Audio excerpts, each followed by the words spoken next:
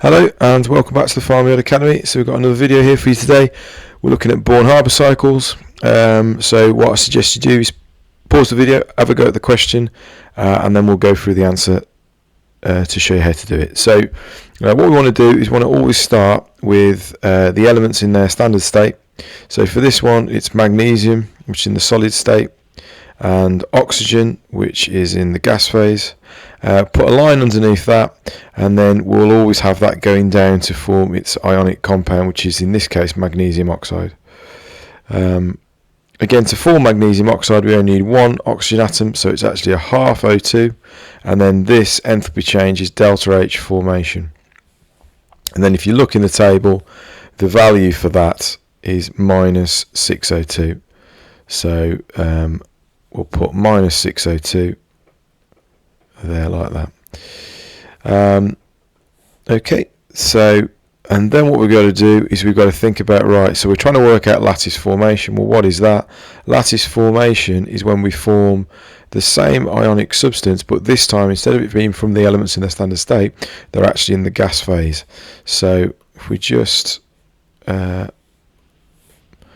this over a bit, so what we'll do, we'll put that like that.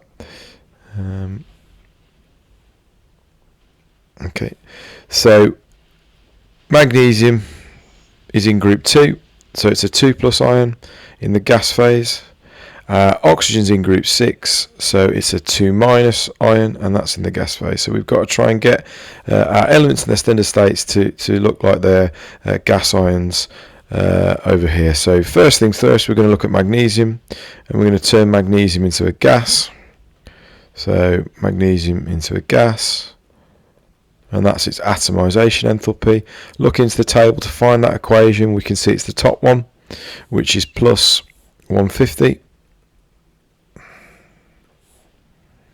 Okay, then we're going to do the same with the oxygen. We're going to get the oxygen into single gas atoms, and we're going to go into the table, and we see here we've got oxygen goes to 2 moles of gas at plus 496. Now that's its bond dissociation enthalpy, and all we need to do with that is divide it by 2, because we've only got 1 mole of gas, so that needs to be divided by 2. And then we're going to turn these substances into their ions. So the first thing we do is convert magnesium into a 1+ ion, which is its first ionization enthalpy. And then we're going to do the same again. We're just going to convert it into Mg2+. Find the corresponding values in the table, and we've got it as plus 736 for the first one, and we've got plus 150 for the second one. Second ionization enthalpy always greater than the first, because now we're removing an electron from a positive ion, and that's going to be more difficult to do. Then we're going to do electron affinity for the oxygen. First electron affinity,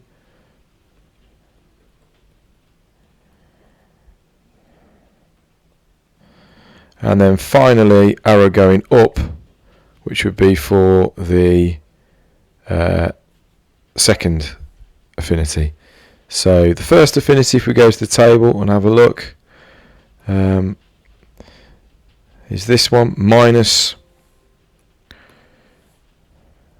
142, and the second affinity is actually endothermic, it's plus 844.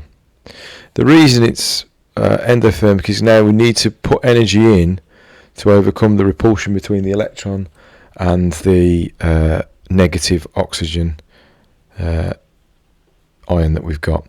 Okay, so that will be a complete cycle. Make sure you've got all your state symbols in, you've got all your values in, and then all you need to do in order to work out lattice formation, I would advise picking out the arrow that you want. So it's this arrow that we want, so I'll call this number 1, so that's what we're looking for. Right where you're going from, so we're going from the start, which is here, and the finish, which is here, And then just in like Hess's law cycles, you just follow the root round because the enthalpy change is independent of the root. If you have to change an arrow, you have to change a sign. So the first one, we have to go down, not up. So we're actually reversing that sign. So instead of it being plus 84, the calculation would be minus 844. Then we're going to go back up again. So we're going up this way. So instead of it being minus 42, it becomes plus 142, sorry.